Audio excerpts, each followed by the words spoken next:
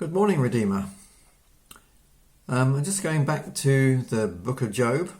When a long time ago, I first read the book of Job, I thought this is a long book. And in fact, I've come to the conclusion that it's actually far too long. If I was writing the story of Job, it would take about 4 or 5 chapters.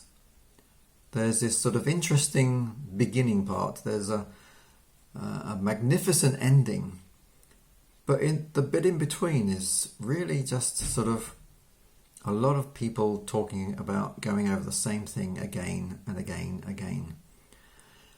And if the book of Job teaches us something about suffering and difficulty and challenges and things that we face unexpectedly in our lives, then it is this, that it's always longer than we hope it to be.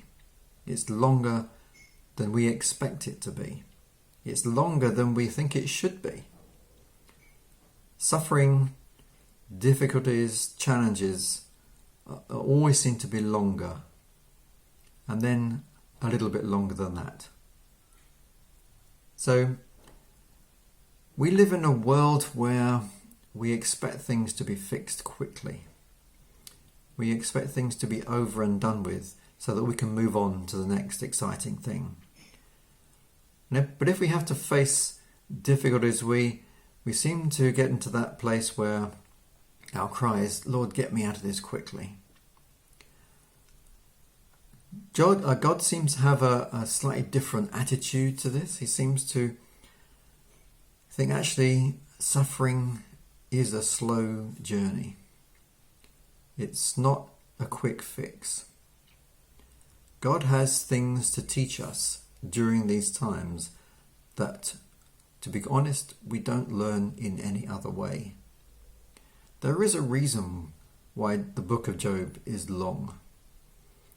It's a study in the process that he had to go through as he came to terms with, as he wrestled with it, as he dug deep into his soul and really looked deeply within himself to look at what was going on.